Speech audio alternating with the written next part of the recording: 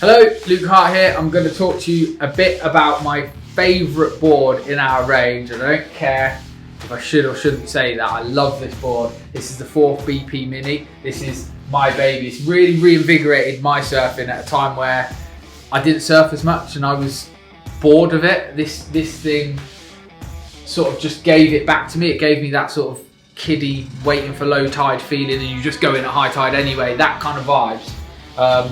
So I want to talk to you first about the design. Well, first I want to say thank you actually for the response we've had for this board. Like, this is our most popular model, and I'm really proud of it, and I'm so glad that we've been able to share it with loads of different surfers, from pros to beginners, and we've had exactly the same response of it being a magic board for them as well. So as a shaper, I can't tell you how good that feels. I'll just go through what we've already gone through before, what it's so good for. It's great for keeping a smile on your face without it being a novel board. I think that's the important thing. There's plenty of boards on the market today that you have a great time on for a surf, but 6 months down the road you get bored of it and its lack of capabilities in certain areas that your surfing might want to get onto. For me, this gives you a smile on your face every time you surf, because you're surfing at your best. Now, look, I'm not going to kid myself. No one's going to go on the world tour and win an event on this thing. But those surfers would also have a good time on this board. Testament is the fact that Ollie Adams surfs it a lot. I surf it a lot. We've had other team riders borrow them and love them. And reason being is it's a hybrid like a lot of other hybrid boards out there. But it's really bladey. It's not scared to be that shortboard side when it comes to the engine room. It's nice and bladey, and given that nose carry that it's got as a mid-length through the sort of second half of the board to the nose of the board, it means you catch loads of waves. I mean, that's literally as simple as it is. You can grind it on rail and it holds and it cuts into the wave face. You've got loads of momentum and carry straight off the bat. You've got early entry into the wave, and because of the foil, it duck dives really easy, so you surf it in more powerful waves without having to worry too much about your duck dive as well. Get on this board. If your mates have got on borrow one, if you want to come to the factory and use our demo ones, come and have a look. This board is sick, and this is our new 2020 look. And I would recommend getting it also in the ESE Tech, purely because that's the one I've got and I just couldn't fault it. It's a new bpmini. So one of the questions I get asked a lot about the bpmini is, what fin setup do you use and what is the best fin setup for it? Now, originally I designed it as a thruster. I sort of prefer thruster. Most of the boards I surf, if it's not a thruster, I surf it as a quad. I get this like inkling feeling of it being twin fin, and then I just want a twinny. I prefer the novel experience of a twinny. I feel like a quad sometimes lets you down off the bottom, so yeah, for me it's always been a thruster and I love it. But the feedback we've had from a lot of other surfers is it goes great as a quad, especially in good waves. Now, given that longer extra rail line that you've got, you're not getting that quad pop out on the bottom as much as you would on a shortboard. So having the quad for speed and for creating higher lines in the wave face, so for barrels or for big drawn out turns where you get higher up into the wave, which the quad is, is what it's so good for.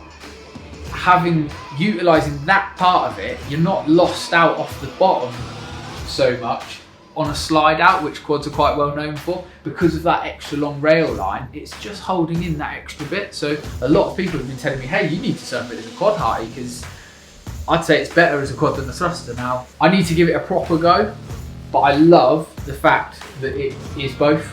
It's a bit like the doofer. It really is both. It's not a thruster, it's not a quad. It's both. You need to try them out, and you need to find out your personal preferences in different types of waves and different moods of your surfing and what you want to create, lines you want to create in those surfs. So for sure, I can't give you an answer. Go and find out yourself. Thruster or quad, this board is magic.